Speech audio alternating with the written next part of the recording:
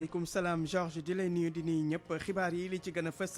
tey la ndaje bi diggante njiitu réew mi ak ndaw Sénégal yi président Macky Sall di jiite ndaje bu ñu jagleel xëy ndaw ñi ay xayma yu ANSD fësal ne lu ëpp 200 000 di ñaar téeméeri junni ndaw ñooy wut liggéey at mu ne ci Sénégal ba fii nag pexe nguur gi safaragul mbir yi pàcc ci xibaar yi mbirum xëy ndaw ñi lañ koy jagleel Ousmane Sonko leeral ni coow li dox digganteem ak Adji Sarr mënu ko tere nekk candidat ci présidentielle bu 2024 njiitu Pastef ne président Macky Sall ak ñooñam dañuy sonal seen bopp rek ndaxte semaine rek dossier bi war nañ ko mën a féete boor ndax dara nekku ci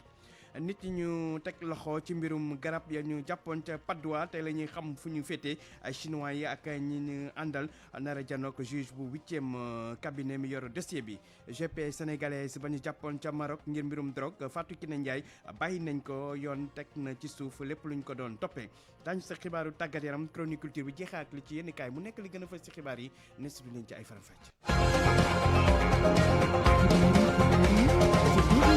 El Hadj Ndiogou Diène mbokk yi dellu di leen di nuyu di rafetlu bu baax a baax seen ànd ak rajo Futurs Médias xibaaru suba gi leen koy door wàllum yoon ak mbirum garab yéen jàpp ca Padoa fan yëpp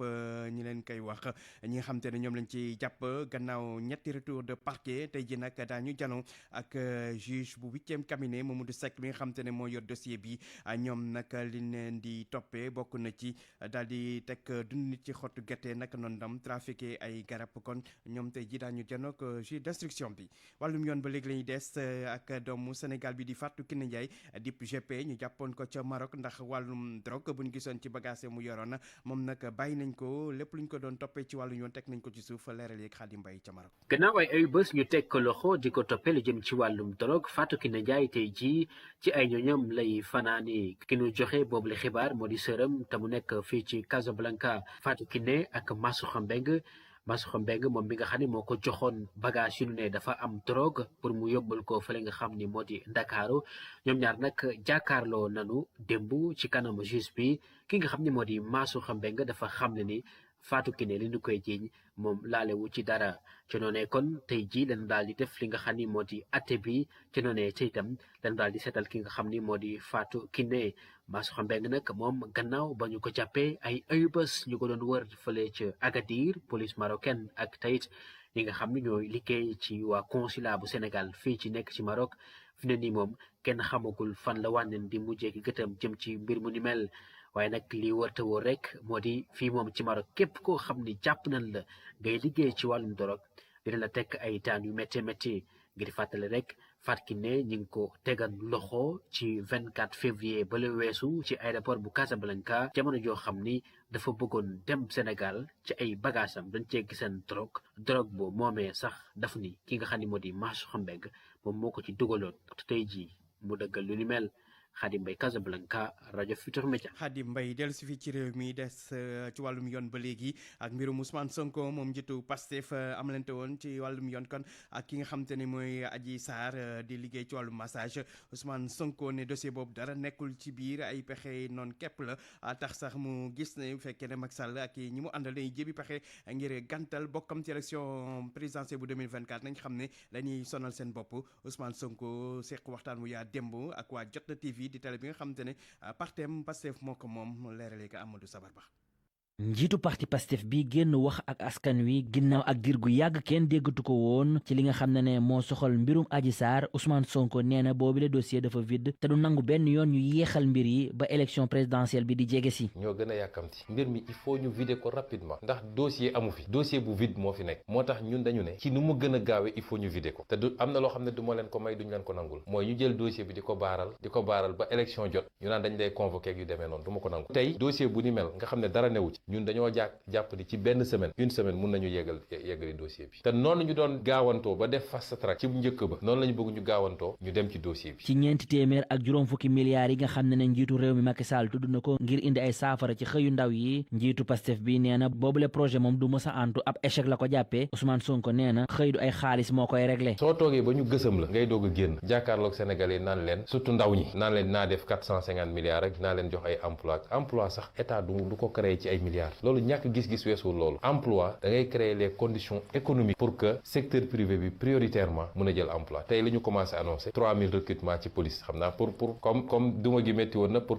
foog ni mën nañu ëllëg su askan wi jógee mën nañ leen faagaagal 3000 recrutements ci gendarmerie loolu laa ci dégg gum de ci emploi ci ay volontaires boole ci la ca des nee nañ dañuy jël ay xale ñu dem reboiser bu ñu reboiser ba pare lan la ñuy defi donc loolu naxe mbaay la ku ñu jox réew juróom-ñetti at defoo fi dara lu baax ba suñ la gësamul woon doo fi toog ne 450 milliards te li may wax Sénégal yi Macky Sall mënatul def résultat. Ousmane Sonko di diggée ne dina dooraat li nga xam ne mooy tournée citoyenne yi ci réew mi ak biti réew bu ñu génnee ci li nga xam ne mooy koor gi mu soxal lii di programme vacances patriotiques yi muy woo tamit ñi nga xam ne ñooy ndaw yi ñu dem inscrire ci liste électorale yi ngir waajal li nga xam ne mooy élection locale yi.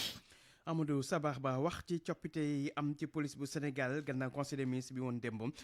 Seydou Bokar Yàgg di commissaire contrôleur général de police nekk léegi njiitu bees bu police bu Sénégal kon moom contrôleur général Seydou Bokar Yàgg wutu ka fa newoon di Ousmane Sy Modou Diagne newoon ba fi directeur sécurité publique nekk ki toftati moom directeur adjoint bu police Amadou Amady Lam moom léegi moo nekk inspecteur des services de sécurité mu wut fa kii di Arona Sy commissaire de police divisionnaire Ibrahima Diop nekk léegi kii wutu kii di Modou Diagne ci directeur de la sécurité publique commissaire Ndiaga Diop nekk léegi ki nga xam te ni moo jiite groupement mobile d'intervention du GMI yeneen ni Paline ci conseil des ministres boobu Alpha Bayla Gueye nekk léegi directeur général bu OFOR mu wutu seeni ndaw mi nga xam te ne dafa dem à retraite Sidi Gueye nekk léegi directeur général bu ANACIM wut fa kii di Magueye Maram Ndaw 8h tegal juróom ñaari minutes. RFM. xibaar yi ci RFM. wéy ci xibaar yi wax ci xew-xew bi ba su tey bi ci alxamis ji di ndaje bu yaa boo xam te ne njiitu réew mi moo ko jiite ñu jagleel ko wàllu xëy ndaw ñi ci Sénégal loolu nag di am kon ci kanam tuuti ci bu 10h jotee ci CICAD di centre international de conférence Abdou Diouf bu Diamniadio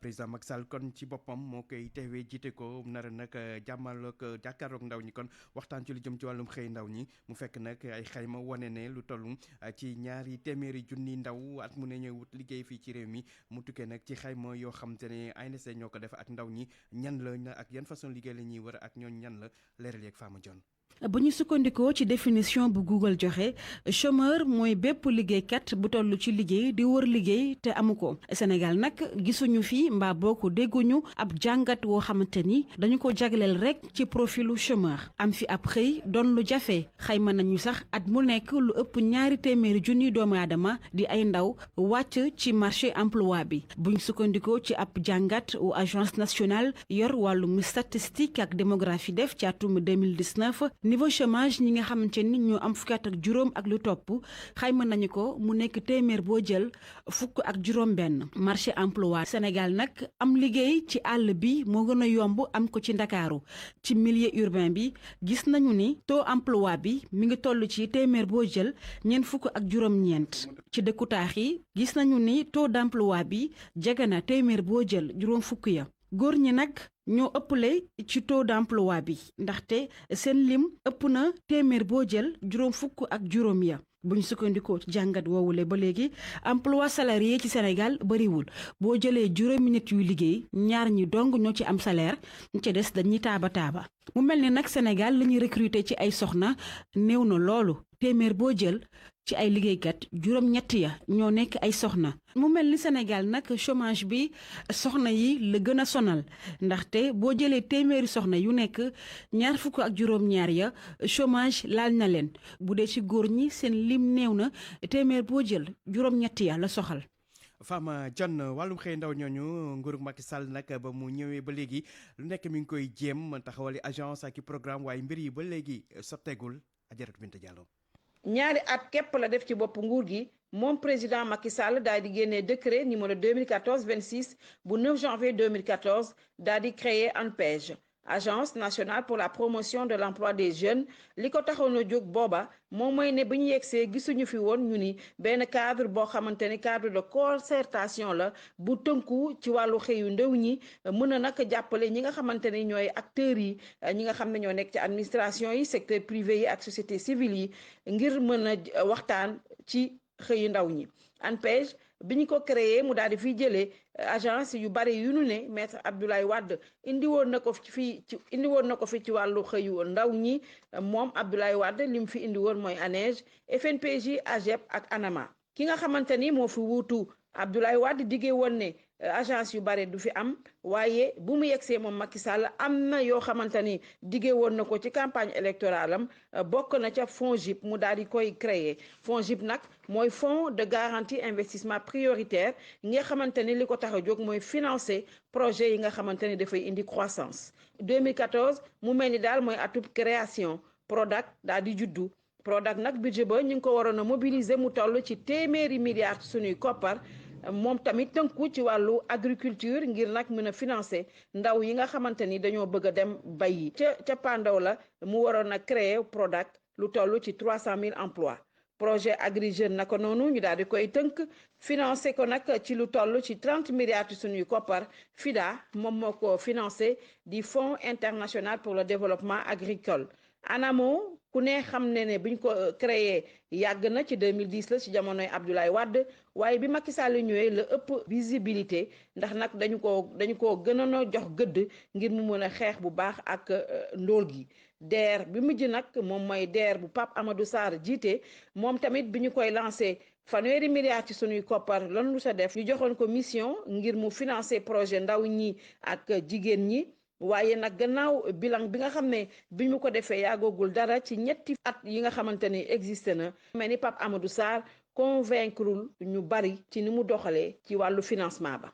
Ajaratu Binta Diallo des ba léegi ci wàllum xëy ndaw ñi jafe-jafe nag am na ci mbir yi du gaaw saafara wu buñ sukkandikoo ci Abdoul Alpha Dia moom mi nga xamante ne mooy secrétaire général association bi ëmb directeur ressources humaines yi nee na jafe-jafe bi mooy di ne ndaw ñi anam yi leen di tàggate dëppoowul ak li këru liggéeykaay yi soxla ñu déglu ko moom Abdoul Alpha Dia ci jokkoom ak Ndeye Mati Dieng. recrutement bi li tax mu jafe mooy li ñuy woowe inadéquation entre liggéey yi am ci entreprise ak profil yi jeunes yi di génne école dafa mel ni ba léegi structure de formation yi adapté wuñu seen contenu formation ci li entreprise yi soxla beneen jafe-jafe bi mooy difficulté yenn métiers yi nga xam ne dafa rare wala dafa métti wala nga xam ne compétence bi amu fi par exemple ñu ngi wax pétrole ak gaz mooy activité bu bees bi commencé am Sénégal et c'est normal que écoles yi formé wuñu ay jeunes yi nga xam ni xarañ nañu pétrole ak gaz wala si yenn métier numérique yi nga xam ni c'est très à la pointe entreprise yi mën nañu am ay soxla si compétence yu mel noonu te duñ ko mujjee am fii lan la ñuy mujjee def dañuy jëlee ay nit ñi nga xam ne bitim réew indi leen fii fay leen li nga xam ni day cher parce que amuñu naka nañu mën a amee profil yu mel noonu fii Sénégal troisième difficulté mooy léegi entreprise yi amutuñu temps complété terminer formation xale yi parce que avant lu amoon mooy que xale bi su pare woon jàng entreprise su ko doon jël da daan nangu ni que mu am benn période bi nga xam ne même bu fekkee 6 mois la nañ nangu ni que jeune bi mënul produire comme ni ñu ko waree te dañ ko war a continuer di jàng léegi période boobu moo amatul. mu nekkoon Abdoul Alpha Dia di secrétaire général mbootaay gi ëmb directeur ressources humaines yu entreprise yi kan ñu nekk ci Sénégal mu nekkoon pàcc bu yaabu nu jagleel wàllum xëy ndaw ñi daañu ànd ak yéen ci ndaje bi nga xam te ne njiitu réew mi moo ko war a teewe konte ji ca jëm naa du jëm ci wàllum xëy ndaw ñi ndaje boobu kon bu 10 jotee lay doon ca centre international Abdou Diouf bu Diamniadio ñu nat ci ànd ak yéen ak suñu reporter yi ñu fa teewal soxna Fama Dione ak Abdou Diouf Diagne. RFM rajo askan wi.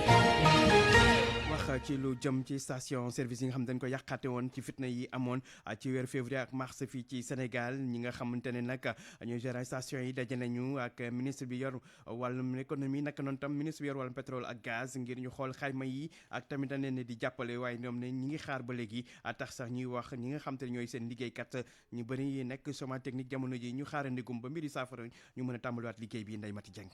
ginnaaw yàqu-yàqu yi leen way ñaxtu yu jural ci weer yi ñu génn kilifa yi yori station de service ñoo ngi doxi jéego ba tey ngir taxawalaat seeni entreprise Ibrahima Fall mooy njiital ñi ami station de service. ñu mbir mi dalee dem nañu daje ak ministre du pétrole ak ministre du commerce waxtaan na ak délégation gérant yi xamal nañ ne état wu Sénégal dina ci jàpp te ministre du commerce moom wax dëgg yàlla instruire na ay équipe am wax leen ne ñu gisee ak gérant yi ñu xool nan la ñuy def pour que ñu déposer dossiers yi rapidement xool état bi lan la mën a def par rapport ak loolu boobaak léegi nag ñu ngi ci xool exactement constat dossier yi ak xayma li nga xamante ne moom lañ jot a yàq ci biir station. bu ñu sukkandikoo ci Ibrahima Fall ba tey mënaguñu xayma li ñu ñàkk. xayma bi xam nga lu tax mënaguñ ko def entièrement parce que bari na ci ay station yoo xamante ne seeni document comptable sax dafa dem bàyyiwuñ dara ci station bi dañoo yóbbu seeni ordinateur jël seeni cahier jël lépp bàyyiwuñ fa dara. ki jiite ñi amee station de service di sàkku ci employé yi ñu ànd ak dal. nit moom wax dëgg yàlla moom c'est tout à fait normal bu amee lu ko naqari mu manifester ko mais ñu def ko ci calme rek bu fekkoon ne ñi ko seqal ñoo leen ko teg la maire bi ñu mun ko diriger ci seen kaw mais gis ngeen ne ay émeute la gis ngeen ne ay sénégalais ñoo yàqal seeni moromu sénégalais te loolu du am lu nga xam te ne dañuy jóg defar ko ci saa si li am solo mooy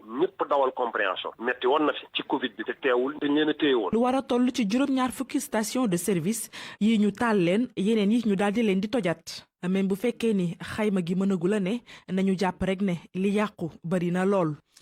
Ndeye Mati Dieng ñi nga xam te ne ñoo liggéey ci station yooyu sax ñoom taxawal genn kuréel goo xam te ne moo leen ëmb li ñu bëgg mooy seen anamu liggéey ñu xoolaat ko dañuy déglu ki jiite seen association boobu Lamine Sakho ci jokkoom ak Ndeye Mati Dieng. dafa yàgg émeutes yi ndaw nag yokku ci am ñoo xamante ne actuellement ñu ngi chômage émeutes yi taxut problème bu yàgg la te yaakaar naa moment yi ñu toll ni au 21e siècle war nañ dépasser lu toll ni compagnie étrangère surtout multinationales yi ñuy liggéeyloo ay sénégalais sans pour autant que ñu teg leen ci ay conditions yu normales c'est-à-dire ñu respecter législation au Sénégal ñuy liggéey sans contrat sans couverture sociale également suñu condition de travail liggéeykatu station service yi dafa metti amuñu benn considération liggéeykat boo gis dafa soxla garantie c'est-à-dire une assurance nga liggéey ñu defal la ay contrat yu leer mais ñun ñu ngi liggéey am ñoo xamante ne ils ont fait 20 ans de service te ñu mosuñu am contrat te yoon dafa wax ne bon boo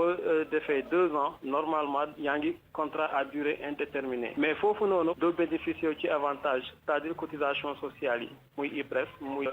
caisse de sécurité sociale muy IPM yeeg yooyu noonu. mu nekkoon ki nga xamante ni mooy Lamine Sakho jiite association bi ëmb ñiy liggéey ci station essence yi ca Touba foofu nag wàllum cet gi di assainissement plan directeur bi ñu ci taxawal ñu ngi koy doxal nee na nag liggéey baa ngi avancé bu baax a baax loolu fës ci ndaje boo xam te ne dañ ko amaloon démb jëm ci xayma programme boobu ñu tëral ñu nar ci dugal nag koppar yi toll ci 171 milliards di téeméeri milliards yu tegal juróom-ñaar fukk ak benn waroon nañ ci ànd ak Mariama Diop waaye élément bi teewul xam na dañ ci ànd ci yeneen i xibaar. RFM Sport. xibaaru tàggat yaram Cheikh Tidiane Diagne lañ ci àndal sëñ Cheikh ñu ngi lay nuyu. maa ngi lay fay alaaj Njogu Jën. wàllum football nga koy doore. waaw doore ak Jaraaf mu Dakar mi nga xamante ni dugg na ci taarixu lii di footballu Afrique gannaaw ba ñu qualifié ci wàllu quart de finale coupe de la confédération niki démb ca Stade Lat Dior bu Thiès seen digg ak étoile sportive bu Sahel bu Tunisie Jaraaf ka daal di daan benn bal ci dara seen biir nag kooko dugal moo di seen capitaine di Youssouf Paye nettali geek Abdou Diouf Junior.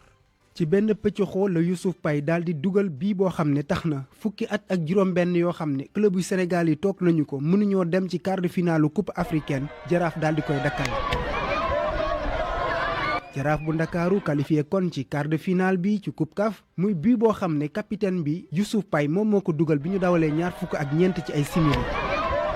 victoire bi dañ koy delloo xale yi nga xam ñoo nekkoon ci terrain bi delloo ko le peuple sénégalais aussi la direction du club. la ñu namoon ci wàllu coupe CAF am nañu ko moo di qualifié nañu waaye nag liggéey ba dafay wéy suñu sukkandikoo ci Cheikh Gueye mooy entraîneur bu Jaraaf bu Ndakaaru. amul benn entraîneur boo xamante ni mën nga bàkku ci sa liggéey ndaxte gagné guñ dara qualifié bi nga xam qualifié dañ koy boole ci li nga xamante ni moom moo am ci football maanaam soit nga am ndam soit doo am ndam léegi nag am na ndam dañuy delluwaat amuk taalibe wàccee suñu bopp continuer liggéey pour yeneen ndam mën a am. doomu Médina yi daanaka ay occasion yu bëri daal dinañ koy raté ci boobu la jongante waaye entraîneur bi ne dina joyanti. am na sas boo xam sasoo woon nañ ko bu bëgg ñu tas yaakaaru tout un peuple loolu parfois pression la boo xamante ni mooy tax ñu xaw a am ay jiixi jaaxaar ci commencement bi comme ni ko ñëpp gisee 5 premières minutes 6 premières minutes ci 2 touches équipe adversaire am na occasion yu mën a dugal am na liggéey boo xamante ni man ak samay staff def nañ ko sur la gestion des émotions parce que xamoon na ni lu mel noonu mën na am ba yàlla def na corrigé nañ ko. muy kon qualification bi ñuy bind ci taarixu football bu Sénégal Jaraaf bu Ndakaaru dem na ca quart de finale coupe CAF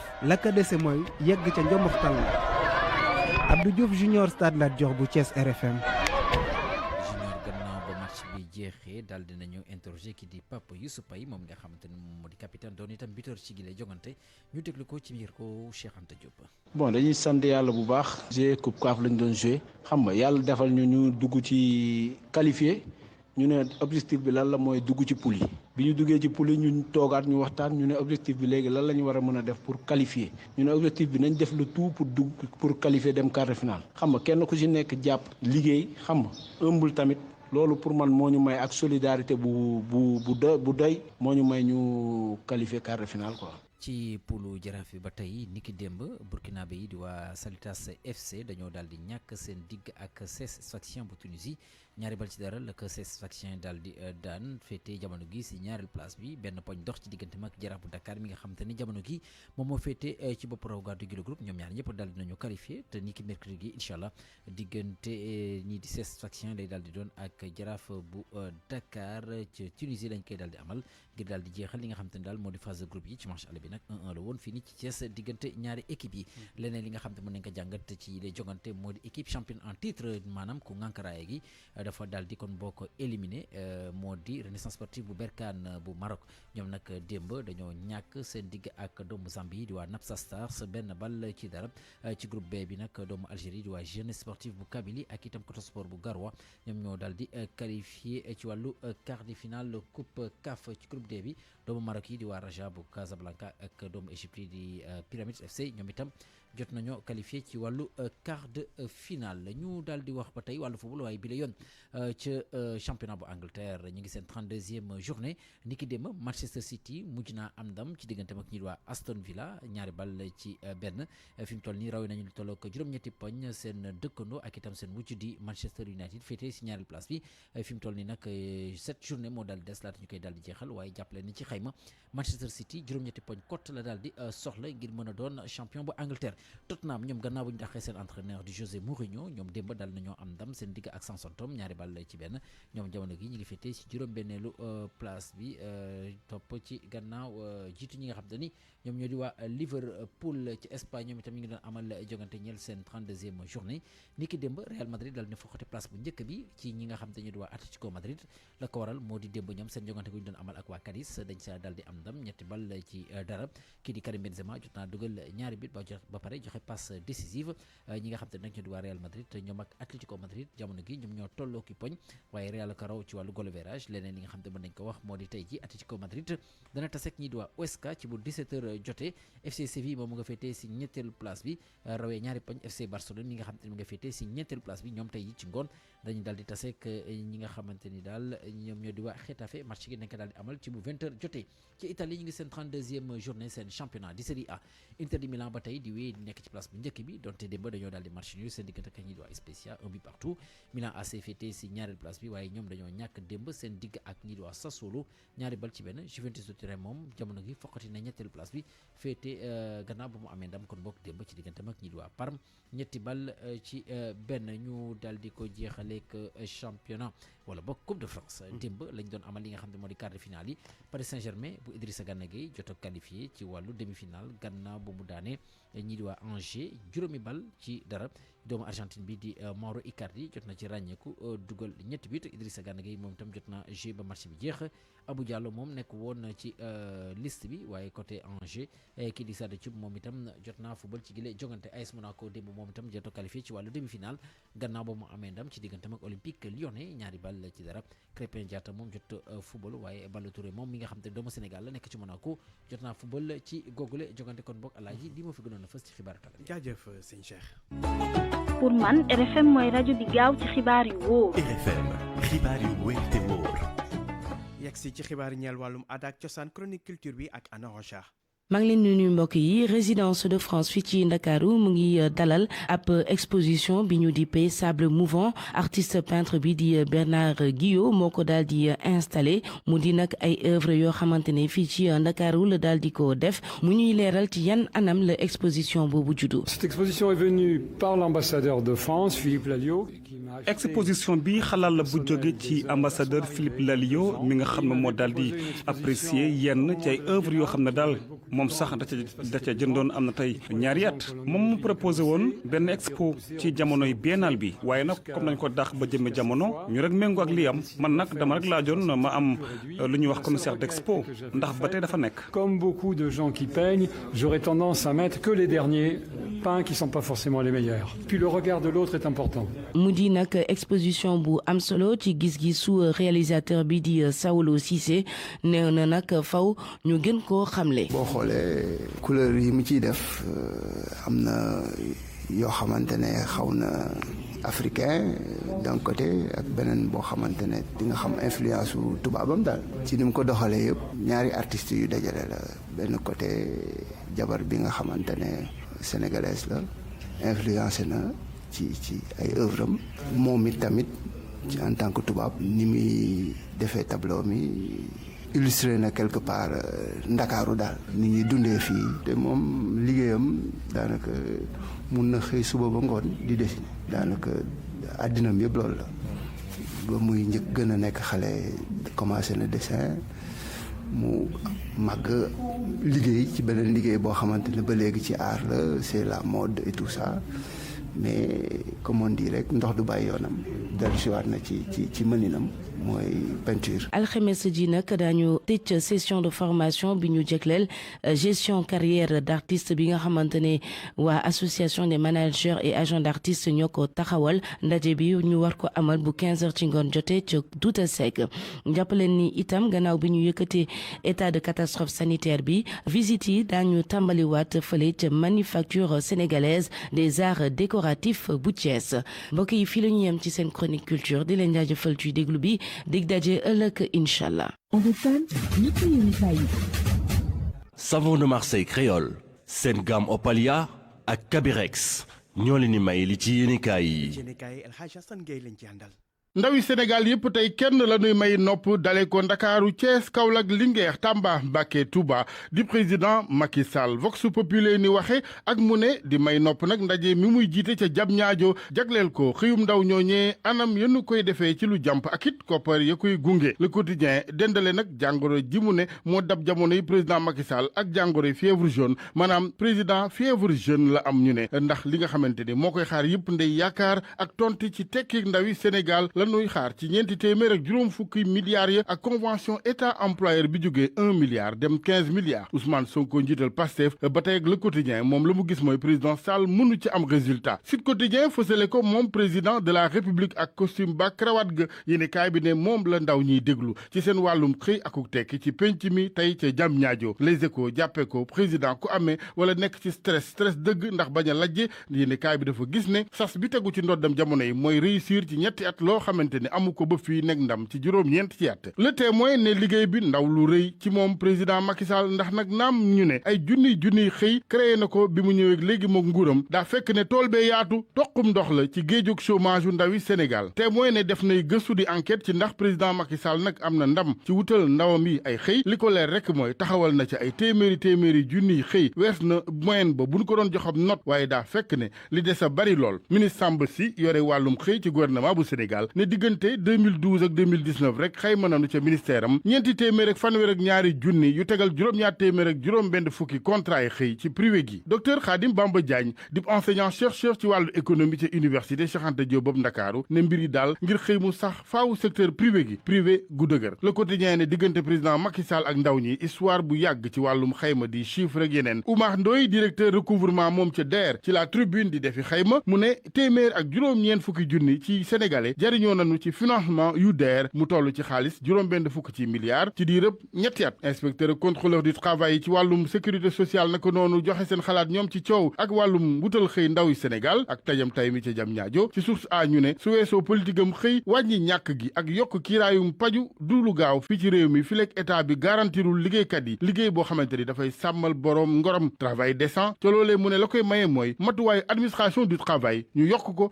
ndax jamono yi dafa néew ca gune yi lañuy xaar ne attente daa wees fuuf mënin ak kàttanu inspection du travail observateur imam Aliou Ndaw la fësale tey ji ak jaar gu mu war a jaaraat ñu ne ci kanamu attekat bi ginnaaw it ba nu ko yeeweeg léegi toll ci ñett ci at observateur fësale it nataalu Ousmane Sonko président bu Pastef bokk na ci ay waxam mu ne du kuy joxe lexeb ndeyjoor ba ñu mbéj muy geesuy joxe bu càmmoñ ba moom président Ousmane Sonko ci Les Échos ñeel bi yoon président Idrissa Seck nag ne ñàkk na ngorom ci gis-gisam ñëwaat na ci lim ko waxoon ci gannaaw présidentielle yu 2019 ya mbiri Adji Sarr Ousmane Sonko ne dossier bu vide la bu deful dara bu yoon war a vider na mu gën a gaawee président Macky Sall Ousmane Sonko ne amul gis-gis bi xereñ gi ngir saafara ñàkkum xëyu ndaw ñi laas moom coppite yi am démb ñeel police bu Sénégal tukkee ci ndajem conseil des ministres la xëyee tey jile ne yàgg au sommet de la pyramide ak commissaire Bokar Yàgg mi nekk léegi directeur police nationale directeur général adjoint ba di Modou Diagne Ibrahima Diop di léegi directeur sécurité publique GMI di groupement mobile d'intervention Amady Lam bawoo fa Ndiaga Diop di ko fa wuutu libération xëyee mbir mu yéeme kuñ naan Antoine Thiombane juróom-benn fukk ak ñaar ci at la tolloon dëkk ca Mboro faatu ci accident 17 avril bi nu génn ña nekkoon ci wata bu ko fiir mu sonn lool ñoo ko jël yàpp ko gëmloo ña teewoon ci accident bu ne dañu koy rawale yóbbu hôpital ba nu demee ba génn dëkk ba bay dugg dëkk bu ñu naan kër Allé Gaye ñu sànni ko ci àll ba ca xamoon ne ma ngay sukkuraat brigade gendarmerie nag gàntal na seeni pexe ñaar ñoo ñu def ñaawteef wu ni mel Seydina Loola ak kuñ naan Magor Mbay toll ci fukki at ak juróom-ñett kese mu bàyyiloon ko volant ba ca amul permis waa Mboro yi jooy doom Antoine Thiombane seede yëpp ànd maase ci mbaax gëmoon lool borom bi ak croix am bu mu daawul mës a tàggool lamb ji la ñuy jeexaleeg sunu lamb ak leerali Khalifa Dia manager Gris Bordeaux mu ne Gris du mbëru juróom fukk wala juróom benn fukki million diggante Gris Bordeaux ak Lac 2 it mu ne lu xel nangu la combat bu logique la Yékini moom bis ne tey juróom-ñeenti at la amoon jëlam mu njëkk 22 avril 2012 El Hadji Ngagne Diagne ci yéenekaay bi di sunu lamb di ci wax booba daa ne woon ci fin de carrière Hadj Lamine Samba di ñëwaat ci bëccëg ak nam ca ñàkkee woon sax baat ba faf baat baa mujj dee Alaaji Malick Thiandoum moom ne dafa fekkoon ni jamono ñu bari nag doon xaar bëgg daanu bu Yékini moom Yékini champion ñu koy ziar yàqul dara ci kàngam gi mu doon. Savon de Marseille créole